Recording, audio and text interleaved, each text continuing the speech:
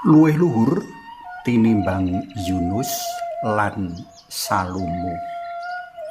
Panglimbang 5 menit dina Senin Pon tanggal 20 Juli taun 2026 kapethik saka Injil Matius bab 12 ayat 38 tekan ayat 42. Kitab suci Prajanjian lawas ngemot sawetara wong kang banget nengsemake tumrap bangsa Israel. Wong loro saka saperangan wong nengsemake mau yaiku Yunus lan Salomo. Yunus kondang nengsemake jalaran isih urip lan martobatake bangsa Niniwe senadyan kauntal iwak paus ing satengahing samudra. Telung dina telung bengi lawasi. Sajak mokal wong bisa urip ing jeron weteng iwak telung dina telung bengi lawasi. Mula cerita ngenani Yunus bisa lestari awit kaeramane kaaengane kuwi. Dene Salomo mujudake raja kan banget ing wicaksana. Kawicaksanane kondang saantero jagat saengga ngundang Ratu Seba kang asale saka kidul kanggo mbuktekake.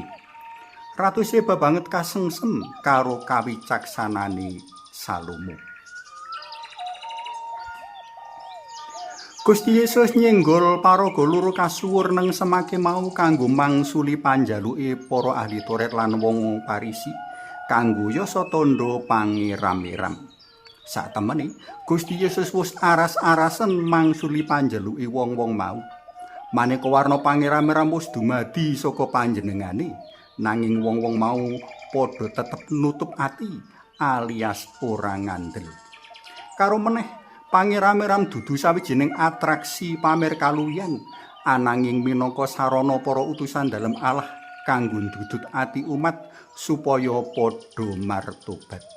Nanging demi wong-wong kang rubung ing kono, dadi ora kanggo para ahli Taurat lan wong-wong Farisi, Gusti tetep mecakake bakal dumadine tandha pangeram-eram. Kaya dene Yunus isih urip nadyan diuntal iwak paus telung dina telung bengi lawasi, Gusti Yesus bakal sugeng meneh sawise sinedanan lan pinetak telung dina telung bengi lawasi. Yunus tundhone mati ngetut pestri dene Gusti Yesus sugeng salawase ing alam kamulyan langgeng alias swarga. Dene Salomo nadyan kondang ing wicaksana tundhone ya nggawe negara Israel bubrah jalaran tiba ing laku panembah brahala. Beda karo Gusti Yesus. Gusti Yesus ora amung wong wicaksana ananging Allah Putra sang sumber kawicaksanan. Ya Gusti Yesus piyambak sang kawicaksananing Allah. Sang sumber wicaksana iki rawuh ana donya saperlu medhar kawicaksanan marang sapa wae. Sing buka ati lan diri kanggo midhangetake mesti bakal kagaduhan kawicaksanan kanggo napaki urip ing donya.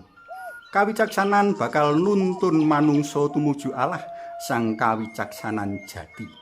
Kabukti apa kang kakuwatirake Gusti Yesus dumadi. Nadyan Gusti Yesus wungu saka seda ing dina katelu, wong-wong Farisi lan para ahli Taurat tetep ora padha percaya.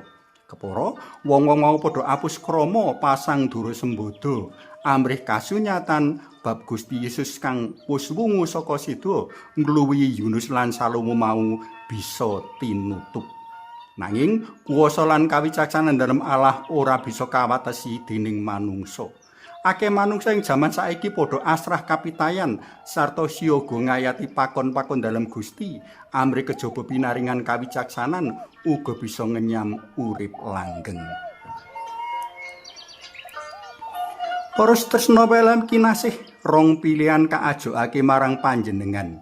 Percaya Gusti Yesus apa selak Gusti Yesus. Percaya Gusti Yesus ateges darbe kalodhangan luwih akeh kanggo kepanggih panjenengane. Sewalike menawa ora enggal kasadari lan kadandani selak Gusti amung nekakake bilai.